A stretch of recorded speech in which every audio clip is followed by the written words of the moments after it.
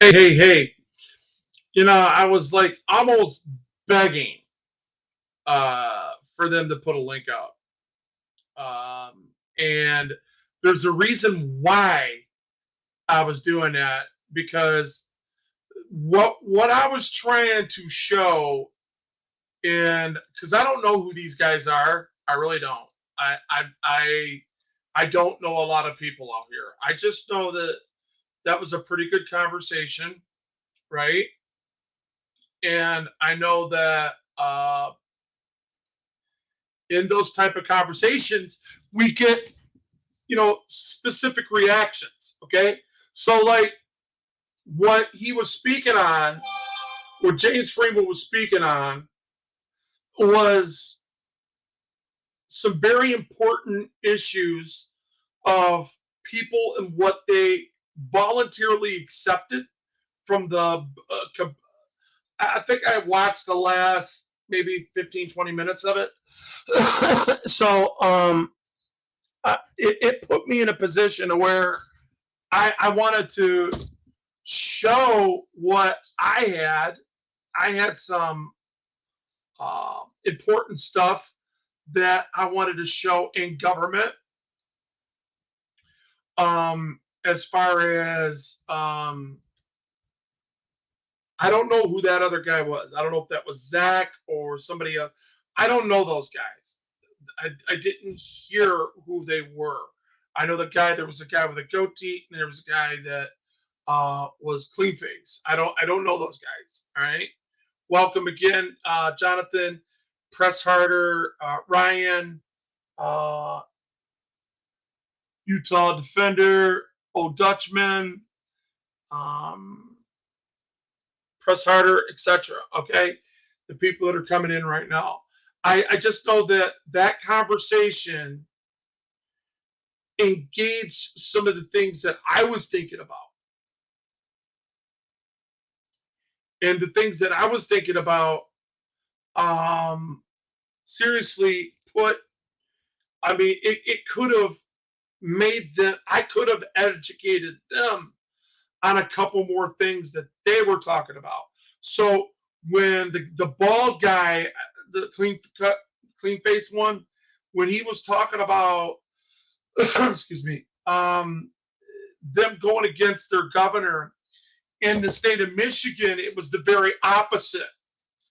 They actually had a thing where they came against the governor, and there was a clause in the Michigan Constitution that said that um,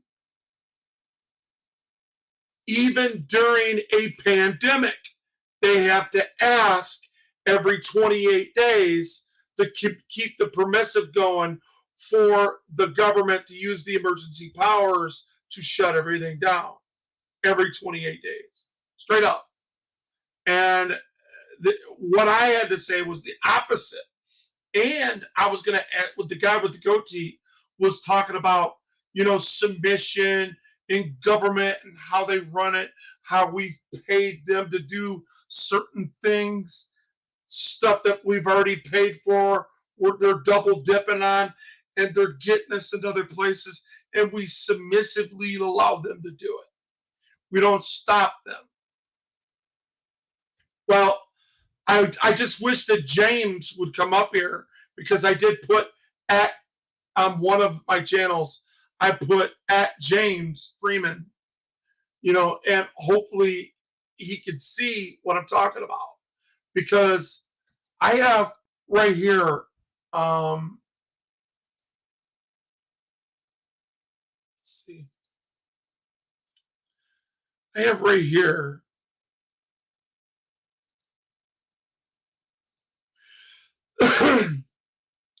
the Project Greenlight Detroit. Okay, so in this so-called project here, it is double dipping. It is where people have already paid for this specific. How would I put it? Um, we've already paid for this specific service out of police officers. So when you get robbed at a gas station, okay, police are supposed to respond. But if you look in here, let me show you. Let me show you. Let me take this down for a sec. Hold up. Let me show you real quick so I can make this bigger. Oh boy, this thing is giving me a hard time. That's why I want to hurry up and get that touch screen. Boom, boom, boom, boom, boom, boom. Okay, so we'll put that back over there so we can see it. Yeah, buddy. Yeah, buddy. Yeah, buddy.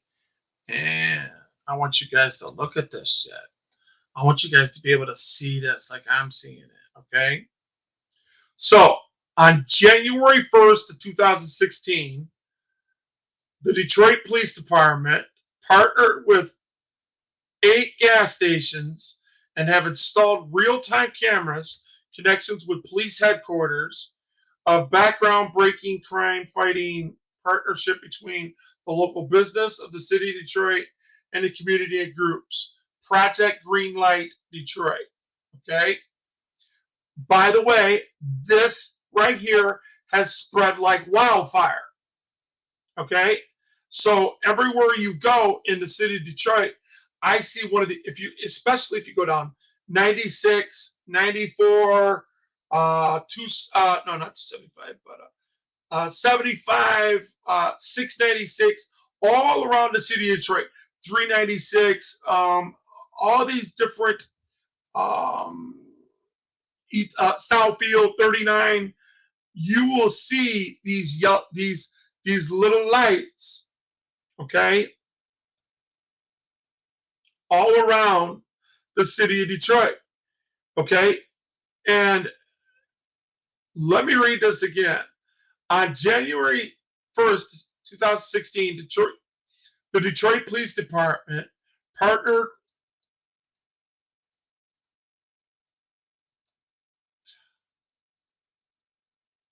with 8 gas stations that have installed real-time camera connections with police headquarters as a part of the background breaking crime fighting partnership between local businesses and the city of Detroit and common groups called Project Greenlight. This project is the first private community partnership of its kind, blended in the mix real-time fighting community policing aimed at improving neighborhood safety and promoting DPD's effort, okay, into identifying and solving crime. See the map for whatever. Right, so you could click on this to see. Let's see. Let me click on this real quick. All right, so there's a number you can't actually. So, in my opinion, what we're looking at here is a modern day. This is a modern day Al Capone to pay for protection. Because see, we already pay for that. We already pay taxes for that. The city of Detroit even has a separate tax. Check this out.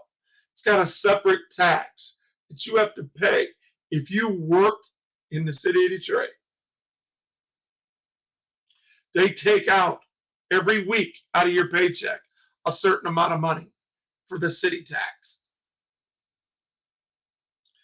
let alone the rest of the taxes that the state of Michigan and the county take out. That's crazy. That's just nuts. So this voluntary submission that these guys were talking about, okay, I believe that's what he was saying. I believe that's what I was hearing right here. I want you guys to listen to this. I think so. I've So made my she's point there. Punta Gorda should be. So she's the Punta Gorda should be appealed as well, right? I mean, well, I'm sure the time. Be yeah, I mean, this is a 2019 case, so he's out of time. I would assume they've missed their opportunity unless there's something out there. stand by. Let me go up here a little further. Zach. Okay, so as James just described, he called me a week or 10 days ago and told me about this letter. I guess he had been copied on it on an email to. I don't want to. I'll get to that. I want to address what this guy with the goatee was talking about. Okay. But man, what if this became a thing where we just have like the moral philosophy, the legal analysis, and then whatever you do, James? I don't know, but it's really smart ass and throw it off the rails. It's really fun. Like we got to try to make this a thing that we do more often. But what are we talking about today? So there's been a lot of stuff going on all over. This movement is kind of growing. So this is what under fair use. I was trying to get Mr. Freeman, whatever his real name is. I don't know. It could be his real name. Who knows? But I do know that there was a James Freeman that worked for Fox. He was a conservative journalist, right? Documenting the downfall of the country. And all of a sudden he starts doing it. So I don't know if that's what he is putting himself behind, thinking because it's already a famous name. Maybe that has something to do with why he's so successful. I have no clue. But James Freeman, this one, when he goes out and he audits and he does what he does as a journalist, as he redresses the police, and what I've seen him do in the past, I really love the way he has switched it around and put it back on the abuser. And as a steward of society, an individual steward, that's what I'm calling it. See, I'm going above and beyond what these people were talking about. Don't call yourself a citizen. I'm calling myself an individual steward that is a man that speaks for himself. Okay? That's how I'm representing myself in court. That's what I told my attorney. As I said, you will team up with me and I will lead. And whenever I give you the okay, you can speak for me.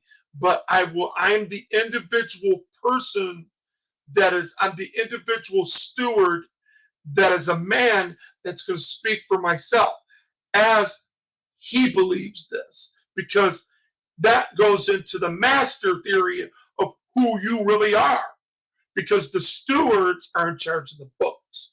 We run this. This is ours. We pay into it. We want to keep the checks and balances.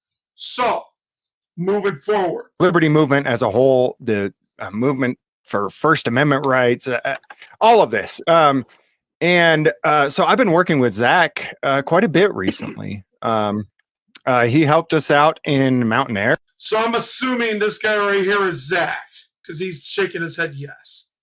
As a matter of fact. And I've actually gone with him and done First Amendment classes for municipalities that he's an attorney for, and tried to teach them. Hello, Joe. I'm sure that you were watching this earlier. I was trying to get in and be the caboose and put some substance to what the guy in the goatee was saying. So I want to get on that, show that part of what I believe that he was speaking on.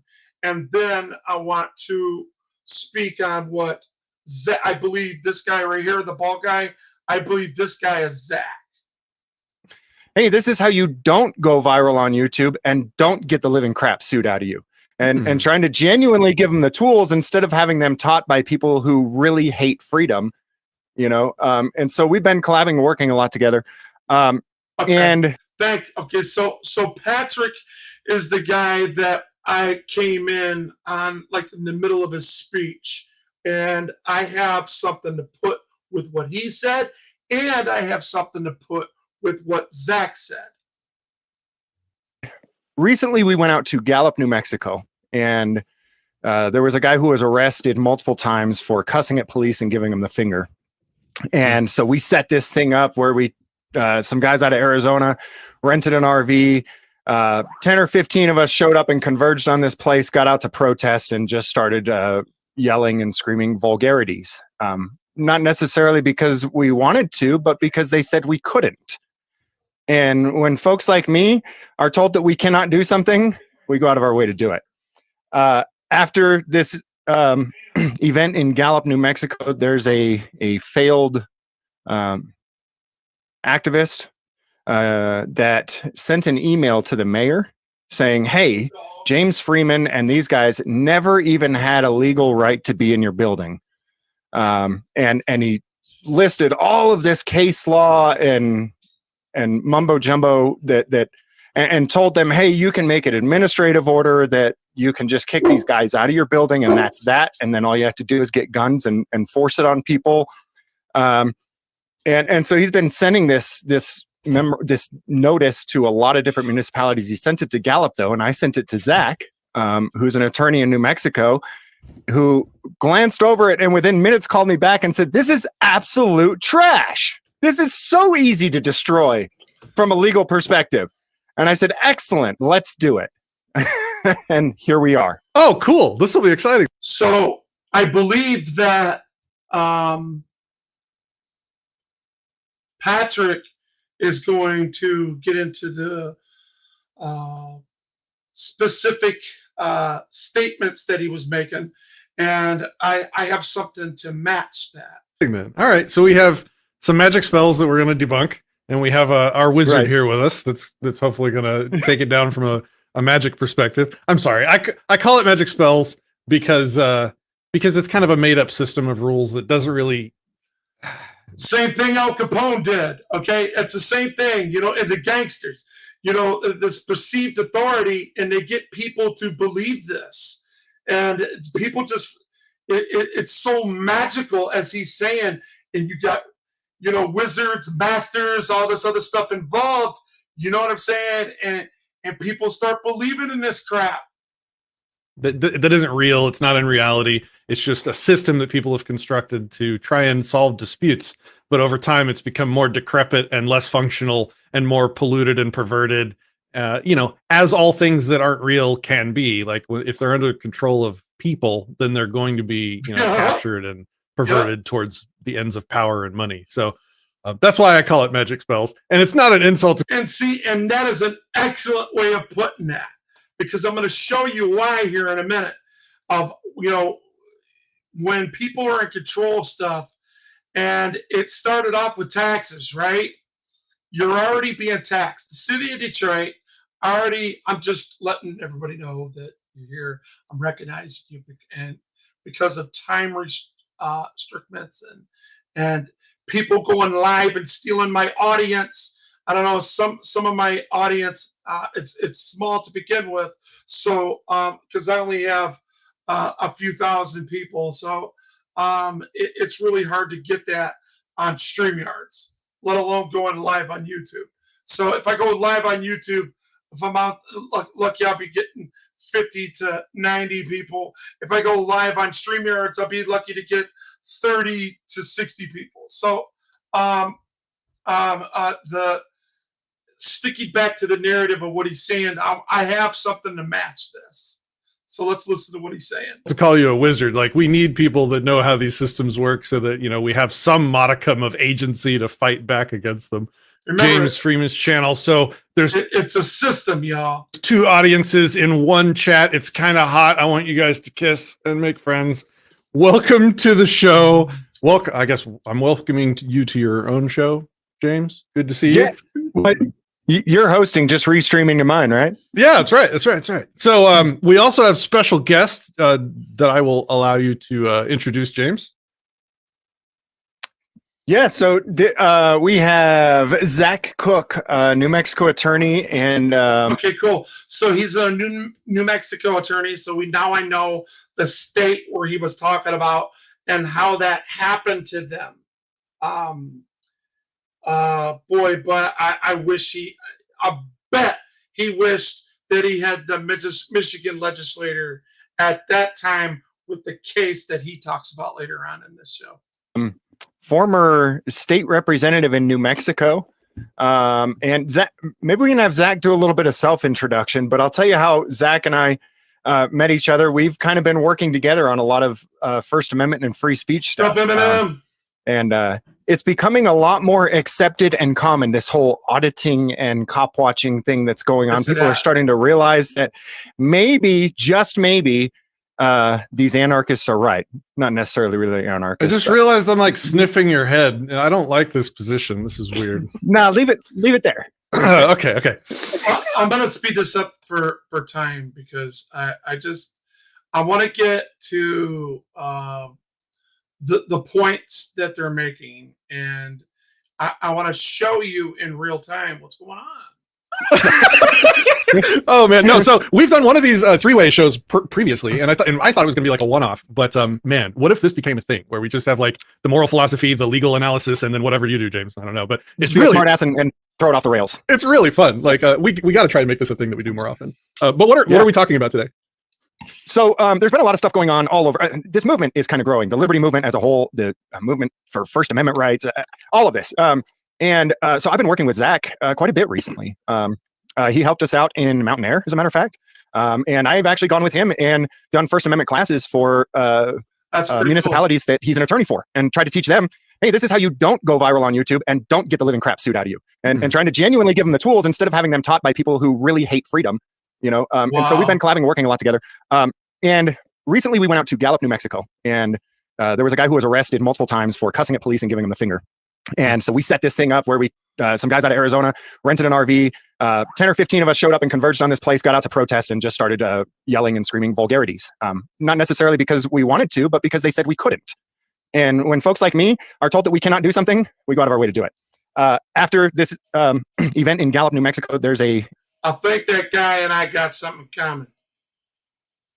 These anarchists are right. Not necessarily really anarchists. I just realized I'm like sniffing your head. I don't try to teach them, hey, this is how you don't go viral on YouTube and don't get the 15 of us showed up and converged on this place, got out to protest, and just started yelling and screaming vulgarities. Not necessarily because we wanted to, but because they said we couldn't.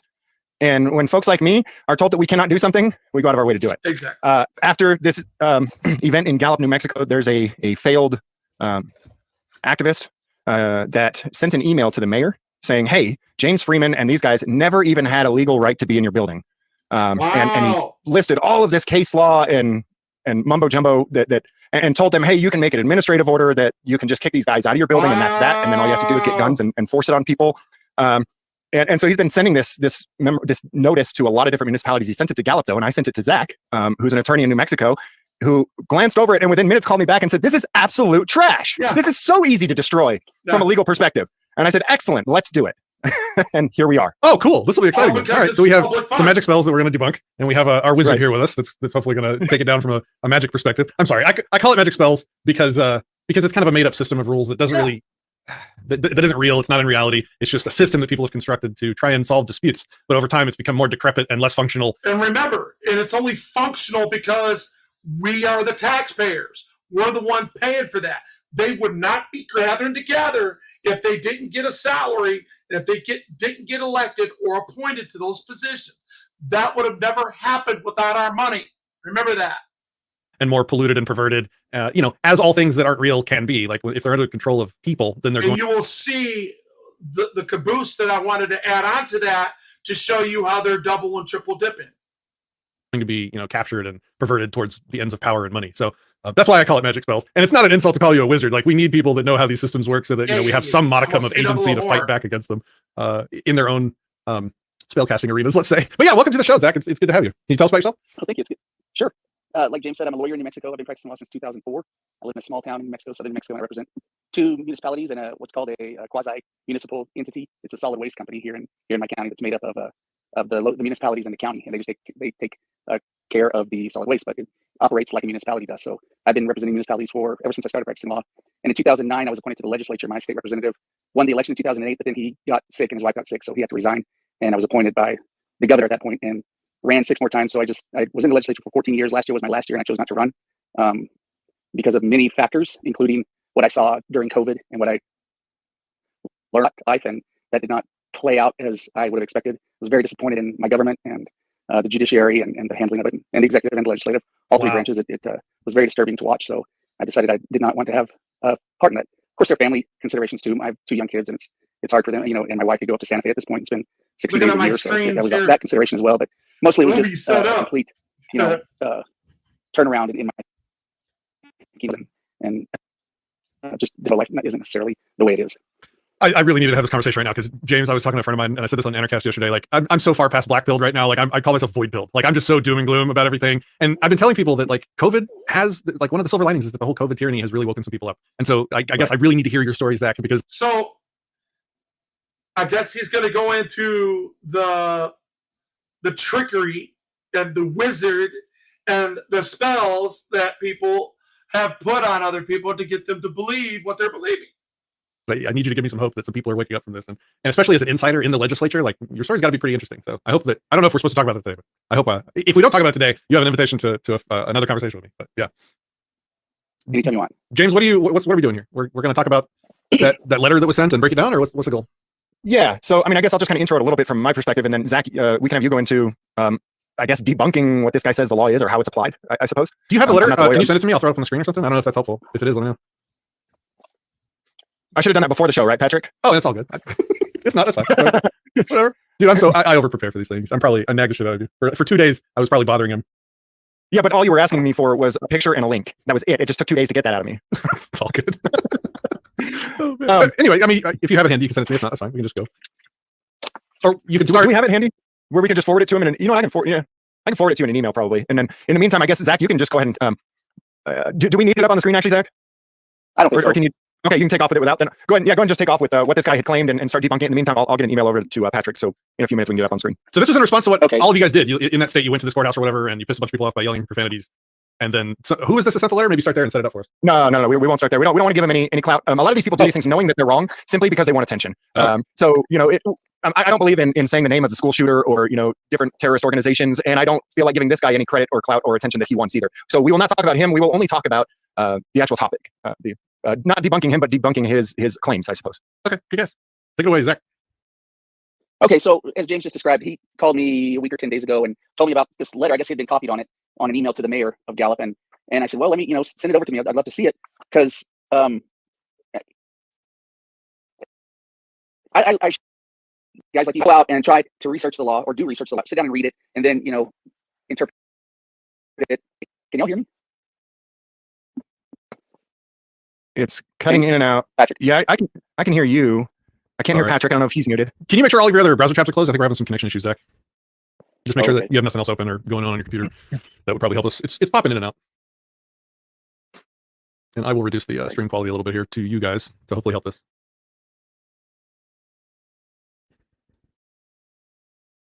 All right, cool. Let's see if that works, guys. Patrick, what's an email I can forward this to you at? Patrick at disenthrall.me. That's a secret. No one else heard that, right? No, nope. Cool. Hundreds of people did not hear that. Cool. All right. I think he's refreshing. Patrick Hopefully he'll be back. Okay, Patrick at disenthrall.me. Yes. 2 L's. There it is. Yeah. All right. So I'll unmute my mic now that we've talked about that. So. All right. So I just forwarded you the email that has the brief. Okay, cool. What's up, y'all? This is crazy. Government doesn't even obey their own rules, and that is the most important point. Is that it doesn't, it is genuinely really good to know as much as we can about their magic spells. I think it really is, but it's also important to realize that they will not obey their own rules. And really, this is a system of the guy with the biggest stick wins, and they got the biggest stick. He got his ass beat apparently, and now he's butt hurt and wants everyone else to get their ass beat. Okay. Yep. And so I have really clear what we like talking about that. Yeah, I guess I did. That some random guy is writing local government officials asking them to arrest people for. It was a great stream. That's why I'm raising the issue in the public square about whether or not they can exercise their First Amendment right there. I'm telling you, I have some constitutional law that actually will say the opposite, and I will show you where we won, where he lost. Okay, so what if we were in front of the same audience, they would have been much more appeased with our win against their loss. I'm gonna tell you that right now.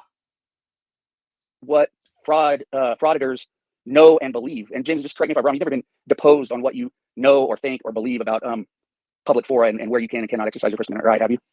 Ever been deposed on it? No. As a matter of fact, I've never even been deposed at all. Even in civil lawsuits that I've had against government, I've always managed to not get deposed. Yeah. And my point is, he says, First Amendment auditors do not know or believe that there are 4 different publics. Again, 4 different fora. Nor do they know or believe in the difference between the 4 quote-unquote publics. And I think that may be somewhat accurate for a lot of people, right, Zach? That may be somewhat accurate. That a lot of people genuinely don't know the difference. They don't know that there's different forms, nor do they know what those different forms are. He may even be a little accurate in that. That is but true. he doesn't know what you know. Most people don't know about different public forms and public acts and traditional public forms, limited public forms, etc. That was brought up earlier in one of our other ones. So anyway, I'm going to keep going here. Know or what you don't know or what you believe or what you don't believe, because I mean this was Right. specifically sent to Gallup, And he's collectivizing all of you. Yes, Like, he's declaring this group of people called fraudsters, and then asserting what they know and don't know. It's hilarious. Mm-hmm. And so, and then he goes on. Therefore, A1 auditors and their fellow YouTube followers. Wait a minute. Okay, A1 frauditors believe anything that is funded by tax dollars is a traditional public place, and that therefore A1 frauditors and their fellow YouTubers can co-manage the affairs of that place with the government. Now, okay. Now, see how this is a conclusion of on an opinion based upon this legislator here that's going pro se on the Long Island memo here. Okay, here we go. Oops, sorry about that. What those different forms are. He may even be a little accurate in that. and their fellow YouTubers can co-manage the affairs of that place with the government. Now, I've only been watching y'all's videos for 2 months maybe, but I never got the feeling that y'all were trying to co-manage anything. Or did you ever go into City Hall trying to co-manage the government? Absolutely, again, positively. Why do we need to co-manage it? See, again, as an individual steward, I could show my taxes that I pay. I don't need to prove that point or to say just because I have some press passes and am asking specific questions, showing up and assembling my First Amendment right. I don't need to prove none of that. Probably not. I will 100% deny that. That is false. Right. And then turn the page. A1 frauditors do not know or believe that the First Amendment right to freedom of the press, one, does not exist. So the freedom of, you guys don't know that the freedom of press does not exist, presumably because you read the First Amendment and it expressly says that the right to free press does exist. And then he connects it with, he goes on and says, and may be restricted. So it doesn't exist, but the state can restrict it. Yeah, through limited public forum. You know, I'm confused that's what I'm now. talking about. So, for an example, if you're protesting in a strip mall where the Department of Motor Vehicles is renting that area, right? And you are protesting something that they haven't been doing, right? The police officers can show up because of the public forum and get you to admit, or listen to this close, get you to admit that you were in a protest and that you're upset about something, and then direct you to the sidewalk out there to the public accessible area where the public is accessible. At that, he can direct you. In the state of Michigan, they can do that. Article 2, Section 1. They can do that because it's the limited public forum. Now, if you go back to the Secretary of State that I did in Washtenaw County, what I said is, I'm not here protesting. I'm here as is in my press capacity, redressing this place and see if they're going to respect my right to record in public. Major difference. Legal, he's not real sharp on the legal reasoning. Changed their whole narrative. They didn't know how to handle it. And picking apart the reasoning, just looking at it as a lawyer and where you would, raise some questions. We'll get to the legal aspects of it later because that's the most important part. Because like I said, I want you guys and your followers to think about it in a different way and do a public fora analysis before you go running in. Exercise your right. Yeah, go running in. Right. Interesting. This Guns blazing, wieners hanging out. I'm taking notes. I'm saving up the guns. I'm taking notes. Go ahead. Just because these people know how to speak in public, and all of them try to be the smartest guy in the room, okay? It kind of puts me in a position where I do have more knowledge than most of these guys on this. Even this lawyer right here, because most lawyers are state pretenders. I know that any activist knows that most lawyers, like I said, especially judges, they're unsuccessful lawyers, okay? And these people that so-called know the law, okay, are rejecting case and will not put it and take your case to the Sixth Circuit here in Michigan because they're scared, because they have it rigged to, in their jury polls, to pull from a conservative area that fully disagrees with full public forum and full speech. Let me speed this up a little bit because they're farting around a little bit. I wanted to go off of what Patrick was speaking on. There's a narrative that he started to speak on. Oh, this is a good one. A1 frauditor dogma can be used against A1 frauditors to devastating effect because, and then he cites Sheets versus City of Punta Gorda, I guess that's in Florida, has already shattered and decrypted every generic frauditor script available to frauditors. Do you guys know, are y'all familiar with the Sheets v. City of Punta Gorda case? No. You actually sent it to me, and I read most of it, and I decided that, to me personally, as a layman, he was arguing the wrong points in Sheets. I think one of his arguments was that so the Punta Gorda made an ordinance, I believe, or an administrative order saying that you can't record inside of the city hall, I believe. And if you do, then it's punishable by, I think, being trespassed for up to a year, maybe. Is that right? I can't remember what, yeah. So I'm going to go ahead and debunk that right now. And this has been upheld, and the majority of all of our federal courts, okay? Reno versus ACLU says all cameras and social media falls under the umbrella of media. That's been upheld already. In all of them. In all our federal courts. Here's another one. Wolf versus California, i.e. FBI versus Wolf. Anyone who brings news to the public is a journalist. Already been upheld.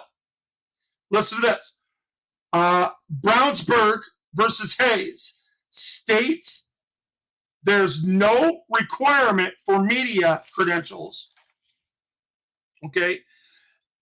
The first, third, fifth, seventh, ninth, and 11th circuits of appeals has already upheld police, upheld police recording public in the course of their public duties. See, I'm a paralegal. I don't practice law. I read law and took almost 2.5 years for me to get that degree. You understand that? Even though I was in the penitentiary and I got it, that debunks everything they're saying right now. But what he was arguing, if I'm not mistaken, is that it was only unconstitutional because the punishment was too long, or something like that. I didn't feel like he was arguing his right to actually record in the public place. I don't think that, to me, I don't think that, as a layman, as a dumb guy, I don't think that argument was made in the proceedings. Yeah, and I recall you and I were texting about it, and I skimmed through it, and I think... And we all know Turner versus Driver, Smith versus Cummins, Houston v. Hill, bam, all that applies to this, every bit of it. You told me about that the same day in the same phone conversation that you told me about. Smith it was right around Christmas. And so I said, send me the memo, but then I went and tracked down that City of Punta Gorda case and read it and thought, oh, wow, okay, we need to talk about this. And then I started digging into it more. And, it took me almost 3 years because I'm a little, because I was in a prison. I was in Adrian Correctional Facility and switching prisons that had the same, when I switched prison, I had to go to a prison where they had the same program. Let me explain also that, all my career as a lawyer, I've been on the government side of things. I've never been a quote unquote constitutional lawyer. You hear that? He's been on the government side of things. So on the government side of things, this is where Zach will understand. I could speak to him offline right now, and I will tell him directive policy and operating standard procedure. He'll know exactly what I'm talking about. Okay, because that is what government and these firms speak on outside the courtroom, and then they bring it in the courtroom as an unwritten law. And as soon as you walk between the swinging doors, you surrender your constitutional rights to their corporate law, and that's why they get away with this crap, because you don't take it out of their courtroom and appeal it. I already have my paperwork ready to appeal all this stuff because I will win in Supreme Court. I did quite a bit of litigation representing small businesses in New Mexico that were getting shut down. And I've been deposed. I was deposed for 5 hours. And guess what? All 3 arbitrators gave me the full umbrella. Gave me the full umbrella. You understand what I'm saying? I've been deposed. Straight up. I have the direct, honestly, I'm bullshitting you guys. I have direct a contact with 3 people, 1 speaker, and one of those 3 people being a choristopher, whatever they're called, that types in every word I say on the record. And they gave me the full umbrella of what we were suing for. Everything. I got it all. We didn't have to go into a courtroom. I was too smart for them. Fined $5,000 a day during that debacle. And so, I mean, to whatever extent that makes me a constitutional lawyer, then maybe I am. But I mean, I am a lawyer. Do you understand that? Did you understand what he just said? I want you guys to pay attention to his. I don't mean to put this guy down. I am not in no way, shape, or form trying to make this guy look bad or trying to put words in his mouth. I'm just going to go off his own words. And what I was trying to tell you, the government, remember, they're all state-paid actors. Every one of us know this. Listen to his English right here. Listen to it very close. He admits it if you listen to it. Into it more. And, let me explain also that, all my career as a lawyer, I've been on the government side of things. I've never been a quote unquote constitutional lawyer. You hear that? You hear that? Well, what they swear an oath to. So basically what he's saying is he swore an oath to the bar, and the bar comes before the Constitution. And that is why that's why he knows the word operating standard procedure. Look, man, I'm not the smartest guy in the room, and I never will be, okay? But I know what I'm hearing, and I got the confidence to say it because I got tons and tons and tons of experience going through this. I've been deposed for 6 hours. I only took 2 breaks, and I had 3. I only needed 2. I did quite a bit of litigation representing small businesses in New Mexico that were getting shut down and fined $5,000 a day during that debacle. And so, I mean, to whatever extent that makes me a constitutional lawyer, then maybe I am. But I mean, I am a lawyer, and I know how to read the cases and figure it out pretty quickly. And so, if I'm a constitutional lawyer, I guess that makes me a constitutional lawyer. See, he's not doing that for these 2 gentlemen and us. He's doing that for the people that see his license, who he practices law with. He's talking to them. He ain't talking to us. Wolverine knows what I'm talking about. So that Sheets v. Punta Gorda case did concern me, and I wanted to get in touch with James. I wanted to talk with him about it, so you guys can talk to so that your audience can know about the red flags or the pitfalls that there are out there. That it's not just black and white. But the point that I made, why I keep talking about Punta Gorda, is that he's citing as a definitive legal answer to the question of whether or not you can film in a government building. He's citing a case from a district court in Florida, a federal district court in Florida. And the way courts work, in the federal system, you've got your district courts that are spread out all over. All the states are divided into different districts. Yeah. And then if you lose there, you can appeal it to the Federal Circuit Court of Appeals which in my case, I'm in the 10th Federal Circuit, which is and in our case Mexico, here in Colorado. Michigan, it would be the 6th. So I can't even think of all the states because I don't practice in federal court. But the circuit. You hear that? You hear that? You hear that? There's another factor when somebody says that they're not a constitutional attorney or never thought themselves to be a constitutional attorney. They'll say that right there. Listen to that. Them are some of the warning signs you want to listen to when you hear people say they have not practiced or nor can they practice law in federal court. Federal district court in Florida. And the way courts work, you know, in the federal system, you've got your district courts that are spread out all over. All the states are divided into different districts. And then if you lose there, you can appeal it to the Federal Circuit Court of Appeals, which in my case, I'm in the 10th Federal Circuit, which is New Mexico, Colorado. I can't even think of all the states because I don't practice in federal court. But the circuit court for the 10th is located in Denver. So you take your case to the 10th Circuit Court, and then it's not until an appellate court makes a ruling that it's binding law. So he's saying to the people in Gallup, New Mexico, that some district court judge in the Middle District of Florida made this ruling, and now the entire country and all of you frauditors are bound by this law. And so the police in Gallup should go arrest you because of what a judge in Florida, in whatever circuit that is. You see how tyrannical that is? You see how they just let that go? That's because they're all state pretenders.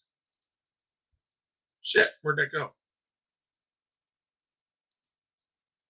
Posed. Yeah. And communication. Frauditors know and believe. And James, just correct me if I'm wrong, you've never been deposed on what you know or think or believe about public fora and where you can and cannot exercise your First Amendment right, have you? Ever been deposed on it? No. As a matter of fact, I've never even been deposed at all. Even in civil lawsuits that I've had against government, I've always managed to not get deposed. Yeah. And my point is, he says, A1 First Amendment auditors do not know or believe that there are 4 different publics. Again, 4 different fora. Nor do they know or believe in the difference between the 4 quote unquote publics. And I think that may be somewhat accurate for a lot of people, right, Zach? That may be somewhat accurate, that a lot of people genuinely don't know the difference. They don't know that there's different forms, nor do they know what those different forms are. He may even be a little accurate in that. But he doesn't know what you know or what you don't know or what you believe or what you don't believe. Because, I mean, this was specifically sent to Gallup. And he's collectivizing all of you. Like, right. He's declaring this group of people called fraudsters and then asserting what they know and don't know. It's hilarious. Mm-hmm. And then he goes on, therefore, A1 auditors and their fellow YouTube followers, wait a minute. Okay, A1 frauditors believe anything that is funded by tax dollars is a traditional public place, and that therefore A1 frauditors and their fellow YouTubers can co-manage the affairs of that place with the government. Now, I've only been watching y'all's videos for 2 months maybe, but I never got the feeling that y'all were trying to co-manage anything. Did you ever go into City Hall trying to co-manage the government? Absolutely, positively not. I will 100% deny that. That is false. Right. And then turn the page. A1 frauditors do not know or believe that the First Amendment right to freedom of the press, one, does not exist. So the freedom of, you guys don't know that the freedom of. And another factor is, depending where you go in what states, sometimes there's up to seven forms of public press does not exist, presumably because you read the First Amendment and it expressly says that the right to free press does exist. And then he connects it with, he goes on and says, and may be restricted. So it doesn't exist, but the state can restrict it. You know, I'm confused that's what I'm now. talking about. The only way they can restrict it is through one of the forms, but it's got to be constitutional, because the 10th Amendment says the state is allowed to make laws that run parallel with the Constitution. Understand that? The legal, he's not. I'm using the word parallel. Run concurrent with the Constitution. Real sharp on the. Let me make it a legal word. Legal reasoning. And I'm picking apart the reasoning, you know, just looking at it as a lawyer and where you would, you know, raise some questions. We'll get to the legal aspect. Okay, well, the legal aspect of Indiana, he's saying, what are the typical types of stuff that we run into. So you got a full public forum, right? Which would be a sidewalk. All right. 24 hours a day, 7 days a week, you could walk up and down a sidewalk. Okay. Now the streets can close down. That is another form. But it's still there's limitations to it because they're like in the state of Michigan, they got a vehicle code law. And just because you're a pedestrian, just like if you were on a bicycle or if you were jogging in the middle of the street and you hit a car and they made a police report, they'll say vehicle 1 and vehicle 2. Whether you're on a bicycle or you're a pedestrian, they'll still call you a vehicle inside the street. Same thing on a bicycle. If there's the right of way, see, it gets complicated. If the right of way, if somebody's going east and west, where the street that's going north and south has the yield or the stop sign, the people going east and west has the right of way, whether it be on the street or the sidewalk. Even though the sidewalk, you're supposed to yield, but the sign says the people going north and south have to stop. That's the same for the sidewalk too, because the people that are going, unless it's a crosswalk in the state of Michigan, it's got to be marked. It's got to be whited out and marked as a crosswalk, and you must yield. If there's no light there, you have to yield every time somebody's in there. Them are the different types of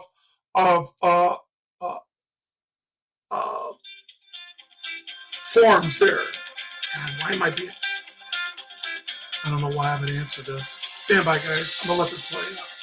So later, because that's the most important part. Because like I said, I want you guys and your followers to think about it in a different way and do a public fora analysis before you. What's up, man? Go running in. Exercise your right. Yeah, go running in. Right. Interesting. This Guns blazing, wieners hanging out. I'm taking notes. I'm saving up. Exactly. I'm saving up the guns. I'm taking notes. Go ahead.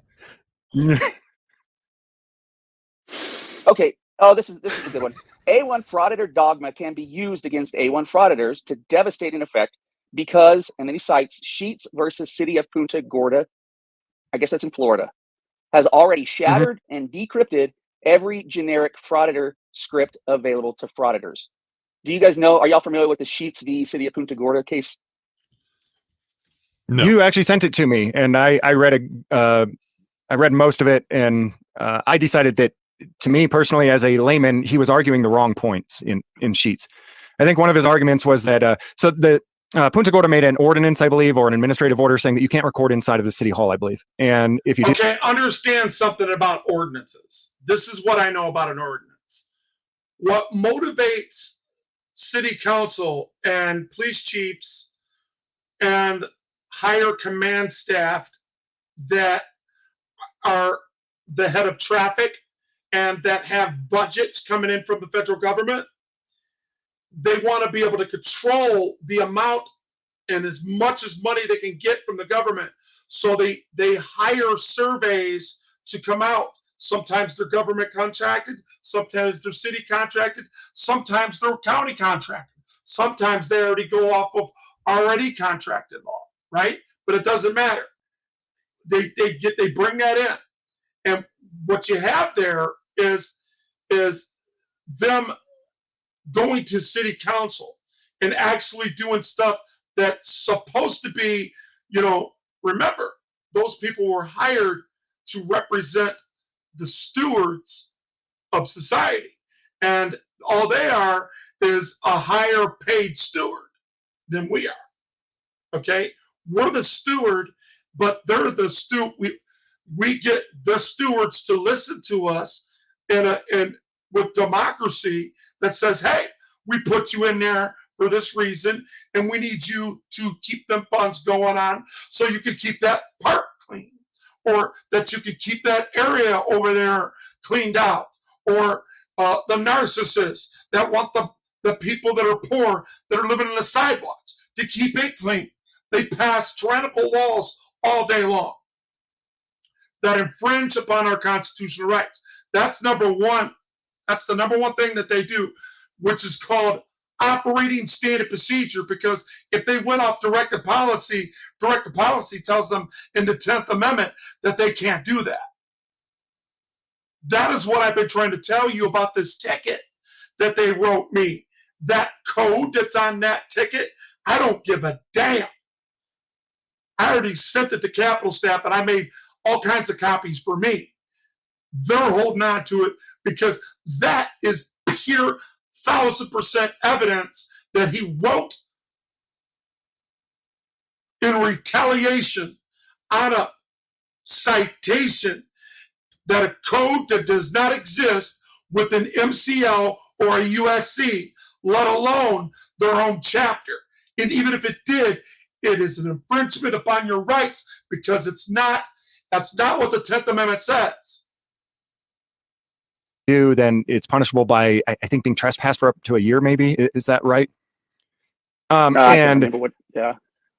But what he was arguing, if I'm not mistaken, is that it was only unconstitutional because the punishment was too long, or something like that.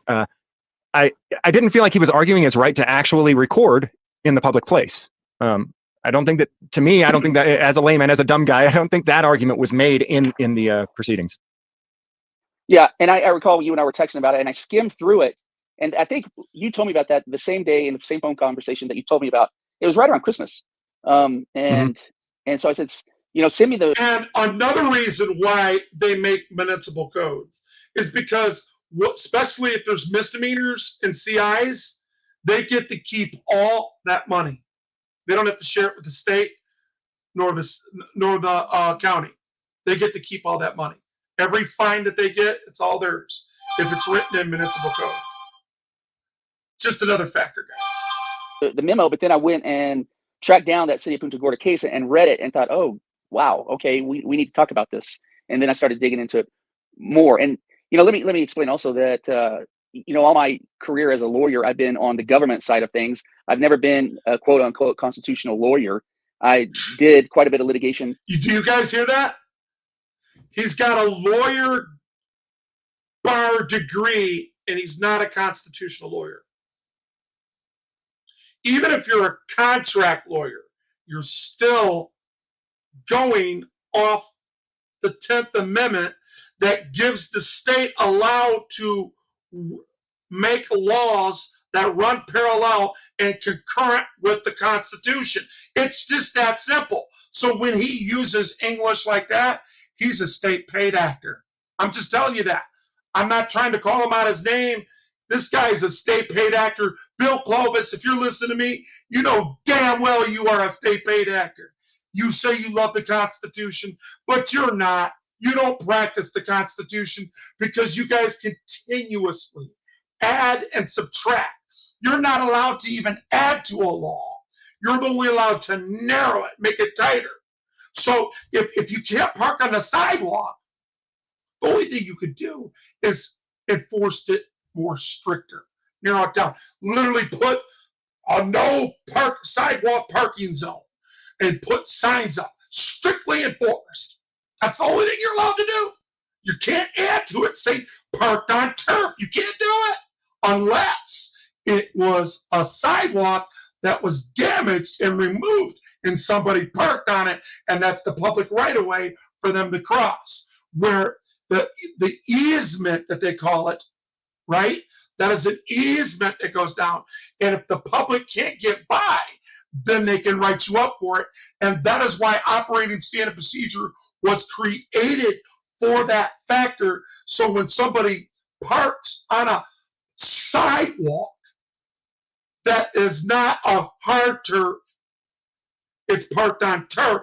It's turf that is used as a sidewalk. That is why they use that specific term. But you cannot add or subtract from the law. You can't. You can only narrow it. Representing small businesses in New Mexico that were getting shut down and fined $5,000 a day during that debacle.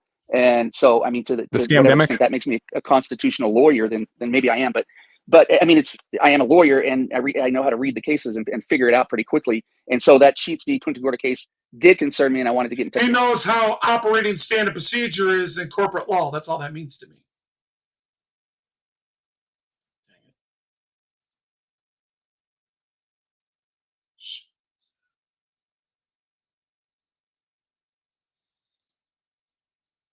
Yes, magic spell. Yes. Okay. Codes and statutes. Okay. That's funny. So now we're telling them that they know that because James Freeman and that guy above him is basically saying that they have distinguished the difference between operating standard procedure and directive policy and master codes and wizards. Okay? That's all they're saying, that they depict and they can differentiate in their own and interpretate what they think he's saying, because that is what they have done. Which is growing. If there is an ordinance, and if you guys violated it, if there's no ordinance, there's nothing to violate. I mean, there could be something in general for disturbing the peace or whatever that, you know, he could have potentially arrested you under that, and then we'd start the process of finding out what the courts are going to do on those. But I don't know what the guy's. All he's saying from the title of his memorandum is in support of arresting frauditors. So I was a little thing called due process that, you know, presumably they can't just go around arresting people for. This dude in chat is saying I need to go on the next bang bus. What's a bang bus? And the same thing applies to, like, if you look up here. Let me give you a perfect example of what I'm talking about. I'm going to show you.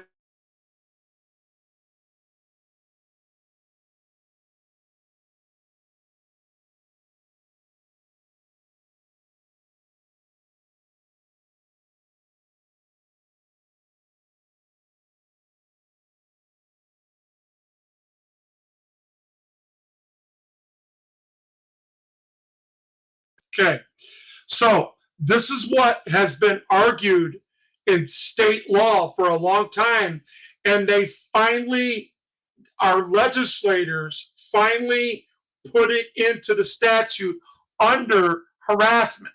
So if you look at harassment, check this out, guys. I'm gonna have to bring that down.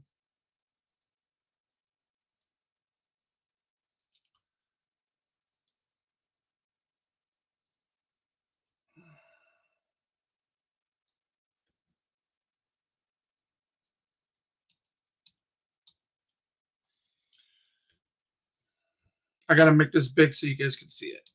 I want everybody to easily understand what I'm trying to tell you. See, this is called directive policy. All right? This right here is called directive policy, what I'm showing you. All right? Harassment. Ready?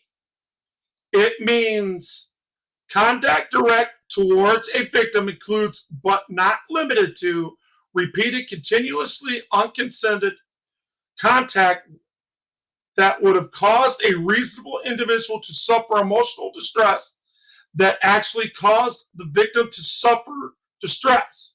Now watch this. Here's the catch. Harassment does not include constitutionally protected activity or a contact that serves a legitimate purpose. Do you understand that? Did you understand how that was written in law? Do you understand that they cannot be victims of harassment because it's constitutionally protected, because you're going straight to directive policy? That's now they're reading out of directive policy because it's the very First Amendment. If I'm addressing you and it's pissing you off and it's ticking you off and your butt hurt and you need some butt hurt cream, that last sentence is really going to make you go buy you some preparation aids, because you can't do a damn thing about it. That's why police officers cannot be victims of harassment. They can't be, unless, hold up, harassment. They can't be victims of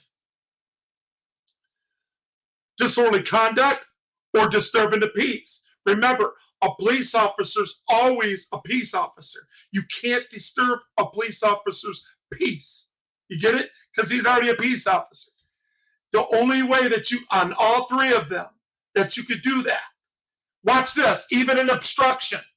Watch this. I'm going to show you the MCL on obstruction and why the ordinance 3231 in Taylor automatically goes to the felony, okay, because they circumvent the Constitution, Michigan Constitution, because the misdemeanor, if you listen very closely, the misdemeanor of disorderly conduct set states in it. Watch this.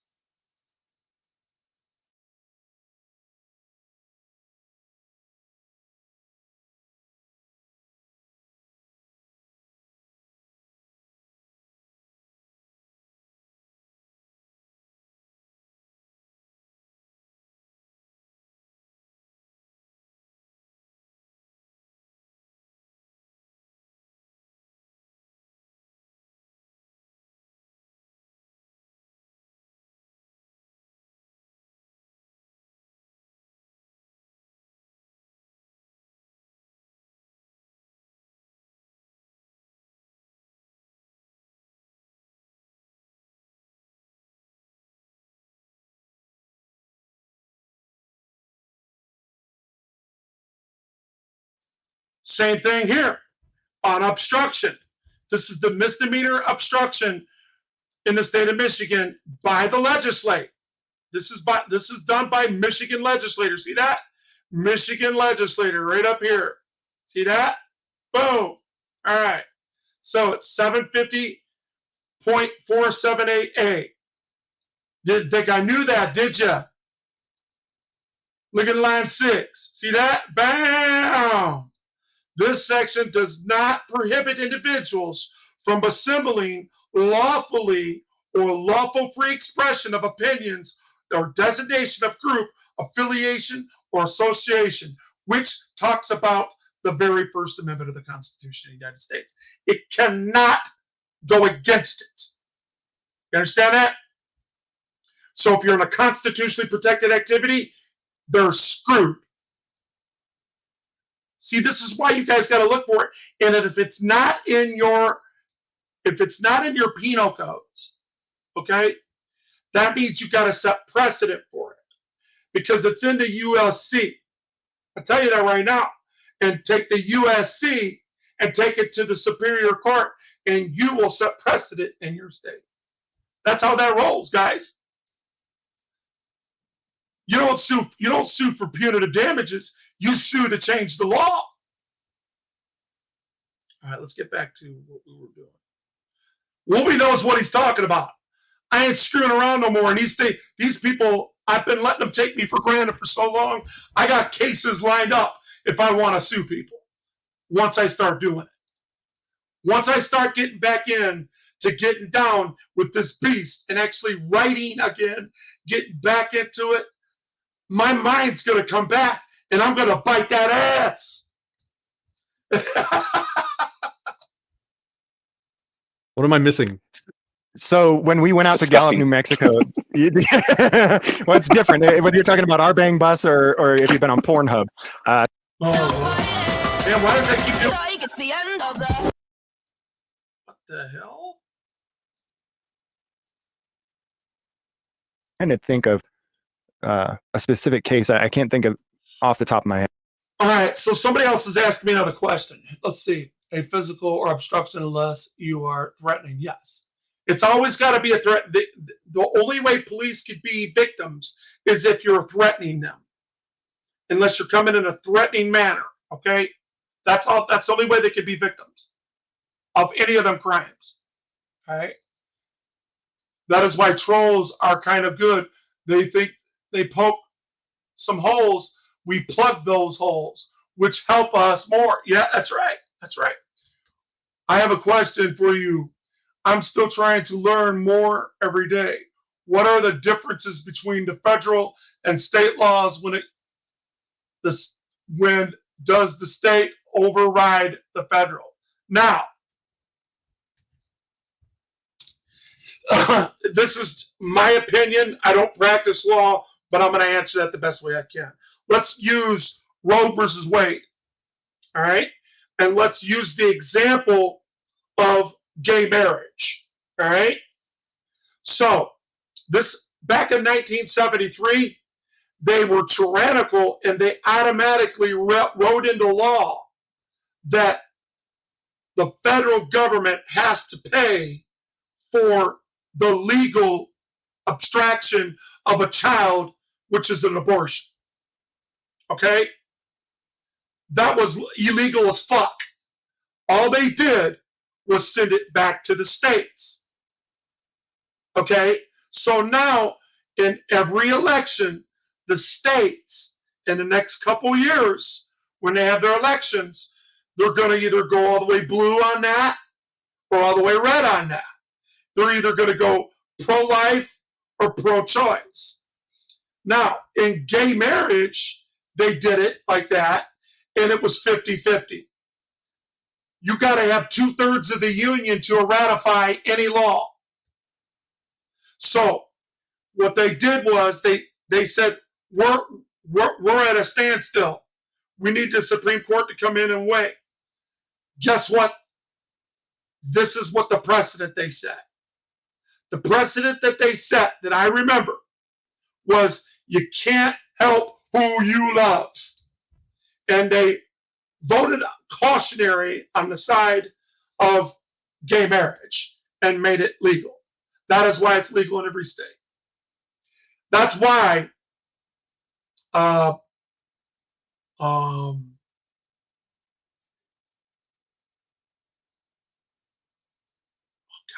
what's that? That conservative brother, Clarence Thomas, said just about 5 months ago, because they sent it all back to the states. He said, if you guys want to, you guys can even put gay marriage back on that as well. Go back and look at it. Because it was 50-50, it wasn't 2/3 of the union. Just because the Supreme Court makes a decision, if 2/3 of the union did not ratify it, like they did slavery, the 13th, the 14th, the 15th Amendment, if they did not ratify that, if 38 states did not come up, sign, and ratify those amendments, they could never. If they didn't do that, they could be up to change anytime. But they did it. They're ratified. It's good. It's written in stone, just like the Second Amendment was. Shall not be infringed.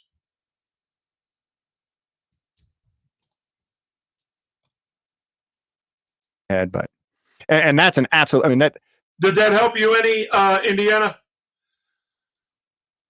Did I answer your question?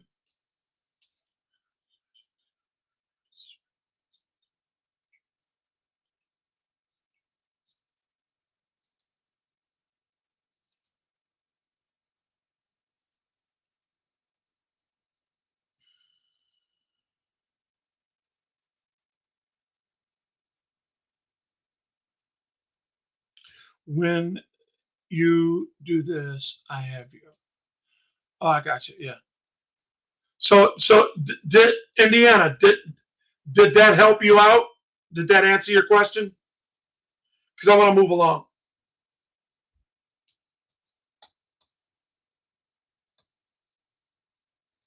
Cases like that would probably be good to argue that well, you know, you're kicking these YouTubers out or these First Amendment auditors, but you're allowing KVO 8 in.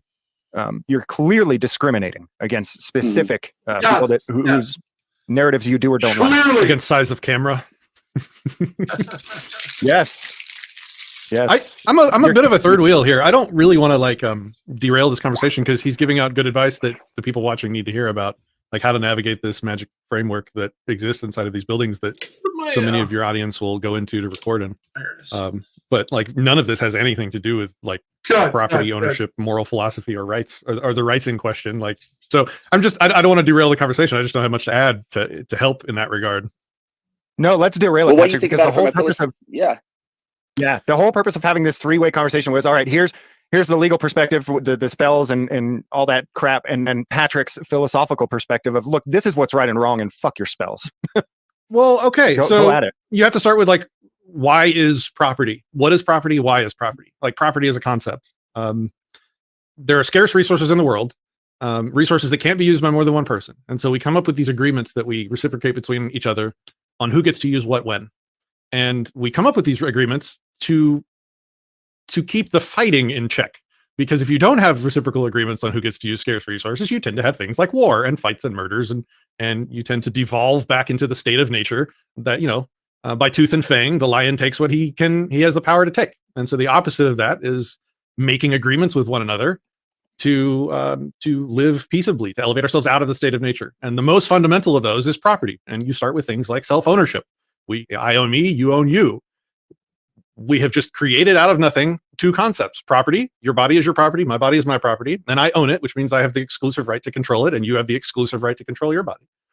And neither of those things are anything more than concepts that live in our heads. And if you and I don't reciprocate, meaning if we don't agree on those concepts, then they really don't exist in practice. And we devolve right back down to the state of nature. Okay, so we have this concept of property that requires reciprocation. Then, sort of enter the commies. I'm oversimplifying, but they will start to collectivize people, and they'll collectivize people into communities, into communes, into cities and municipalities and states and countries or whatever. And then they start trying to make these reciprocal agreements that are actually only, things that we hold in our heads, function between groups of people that don't even all consent, or don't even all hold the same ideas. And it just sort of devolves into this, commie milieu of nothingness. And the quintessential example of that is public property. And I take the hot take that public property is an invalid form of property, just like private property is an invalid form of property. Hot take, I know. There is only property. There are all these little divisions and adjective hyphen property. This is all just nonsense post hoc add-ons to say that you can use this property the way you want, but this property, no, we all get a say in how you use it. And I think that's when you get into all sorts of problems, like the tragedy of the commons, and things like people wondering if they even can record a video inside of a courthouse. This is all absurd. The other thing that I want to mention is there's 4 valid ways, and I'm basing my words on just the most common interpretations of property that most people agree on. There's 4 ways to acquire a piece of property. There is homesteading, which means you find a piece of property that's not owned, and you usually emborder it and declare it to be yours. That's kind of original homesteading. You can buy it from somebody else that had originally had rightful ownership of it. You can get it in tort. So if you had a tort claim against you, maybe somebody wronged you in some way, and as restitution, a piece of property is transferred to you. And then gifting is obvious. Gifting is also kind of like the contract one, but whatever. There's 4 ways. None of those 4 ways, I should say it like this: all 4 of those ways are invalidated when force, coercion, threats of any kind are involved. Yes. And so if I threaten you into getting you to sign over property of yours, that signing over is invalid. Yeah. Title does not transfer when coercion is involved. That's the bumper sticker version. Well, the constitutional law says that if you go into give you a better example on that, when you are when they have a land, the landlord tenant book you get from every city or the county you live in. Well, if they don't go by them rules and regulations set by the law that was written under the Constitution, okay, understand that, under the Castle Doctrine, all right, the judge will tell you, back in the day, I remember him telling me this: she can't make you sign your rights away just because you agreed with it.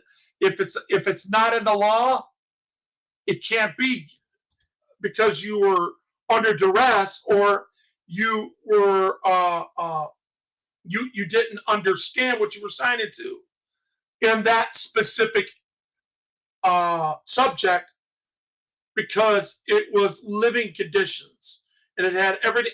And when you live in Michigan, where you see all 4 seasons in one day, it can be very inconvenient and cold out. And if you've got kids, it exacerbates the situation. And you can't just be kicking people out because they didn't follow a specific instruction order or pay the rent on time that they signed to say, well, if they didn't pay it in 24 hours, they can kick them out. See, that people do have the 7-day rule, and then they'll try to do the 5-day rule. They'll try to do the 3-day rule, when it comes to rooms like that. But they're actually, you can't sign your rights away when there's already law written on it. You can't. Anyway, go ahead.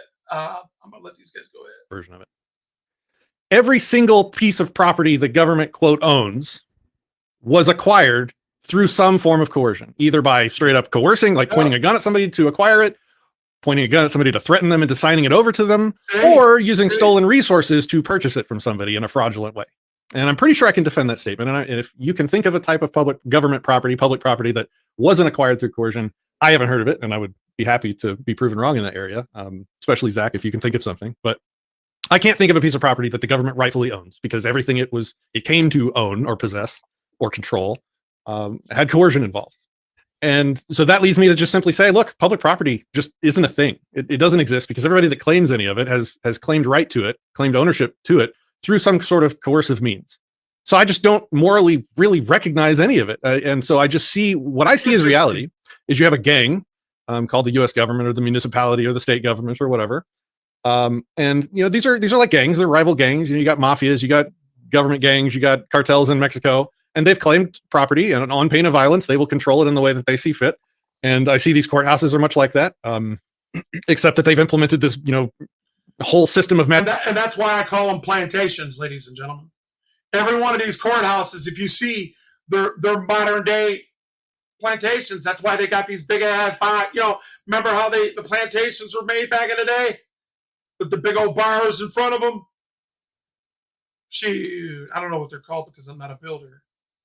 I'm just a guy that talks about law and goes over it and tries to get some clarity to what our constitutional rights are. Magic spells to convince people that they're not arbitrarily lording over these properties through force. No, it's a democracy. And the reason why he said arbitrarily is because arbitrary is in the word tyranny.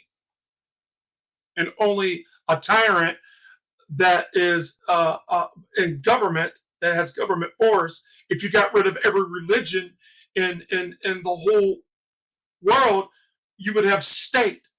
That's why they left it back to the states to ultimately decide what they're going to do, so they can go by the rules of the union when they get 38 states that apply with one narrative. And trust me, you have a say and you control it. We're just doing it on your behalf. Wink, wink. Mm-hmm. Please believe us. Yep. And so, I mean, I have no faith that when you guys go into these courthouses, that they will even give a shit about their set of magic spells, because I see all these spells as a red herring to fool people into thinking that they're actually in charge of what goes on there. And they obey them when they need to keep up the pretense, and then they ignore them when it's inconvenient to them. All right, now I have a factor to that. This is what I wanted to bring up. Okay, this is so freaking crazy. It's unreal. Okay, so if you look at this right here, that's the magic. No, that's that. And what I do with that? Darn it!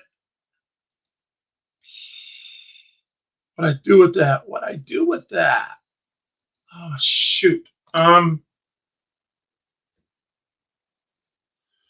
Stand by. And so I guess that's my piece. I said it. Thanks for letting me get that out. But like, none of this has anything to do with like property ownership, moral philosophy, or rights, or the rights in question. Like, so I don't want to derail the conversation. I just don't have much to add to help in that regard. No, let's derail it, Patrick, because the whole purpose of the whole purpose of having this three-way conversation was, all right, here's the legal perspective, the spells and all that crap, and then Patrick's philosophical perspective of, look, this is what's right and wrong, and fuck your spells. If you see, Al Capone knew this a long time ago. He knew this, okay? And when Al Capone would come and say, hey, you need protection, he knew that the state was full of shit because they didn't have the authority to begin with. So he stepped up to the plate by grabbing Saul Alinsky, that just got out of college, and opened his books and used his smart and said, look, now, if you go against me, you and your family are going to die. So Saul Alinsky automatically, which was the mentor of Hillary Clinton and Barack Obama. Go figure. Go look that up. But anyway, this is why Saul Alinsky did what he was told, and this is why the city of Detroit adopted this. Check this out. Remember, we already own the police force, right? The police force is already paid for by our taxes, but yet they found a way. It's called the Project Greenlight Detroit. On January 16th, the Detroit Police Department partnered with gas stations to have installed real-time cameras in connection with the headquarters to put into Detroit communities and Project Greenlight. This project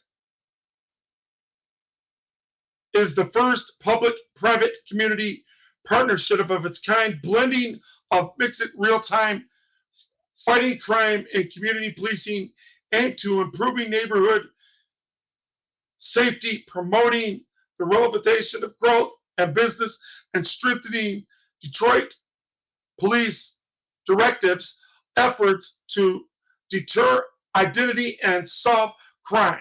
See the map for current project locations. Okay, you see that?